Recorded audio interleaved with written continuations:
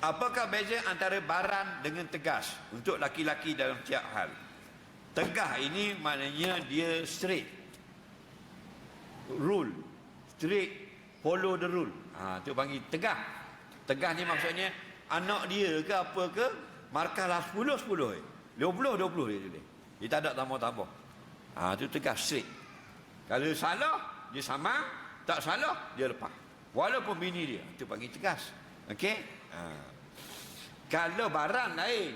Baran ni mana pemanas. Faham tak pemanas? Asal sikit mengamuk, asal sikit marah, benda kecil marah kok. Tu baran ni panggil. Baran ni marah yang berlebih-lebihan. Nabi tak suka. Dia masuk sifat mazmumah.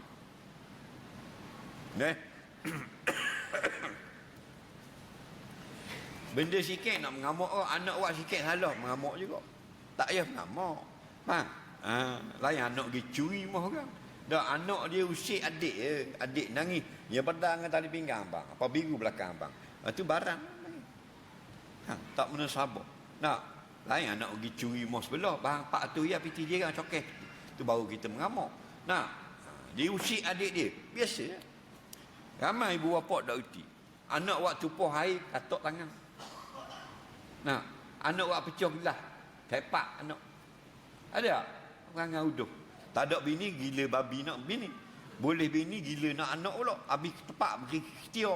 Boleh anak jek anak tak tekok. Allah buat molek dalam rumah.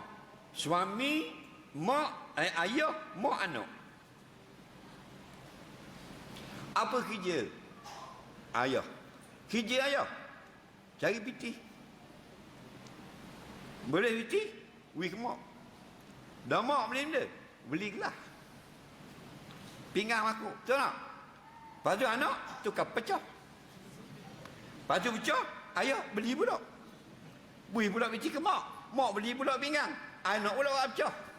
Adik baru ni abang, adik pula dia pusing, kita arang ni tu ada dah. Betul tak? Baik macam tengok adik, lain kali adik kalau nak bawa gelas pegang dua belah gini, adik pegang belah dia, lepas tu jatuh pecah. Kalau kena kaki luka bahaya ni. Mak sapu.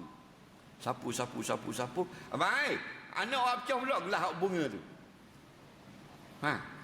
Hak bunga ni, hak bunga sama, hak biru boleh masa keping bawah ni, hak sama tu. Nak kita beli pula satu dua tiga tambah. Tu baru betul. Tak pa sepak anak. Memang tugas dia tukang awak pecah. Orang tak ada anak dua kerja. Laki tukar cari, bini tukar pergi piti. Tu belum ada anak. Belum ada anak dah, mak tukar beli, anak tukar awak pecah. Ayah beli pula piti, beli pula di mak, anak awak pecah pula. Musim itu siapa ketua. Molek tak hidup? Tu baru comel.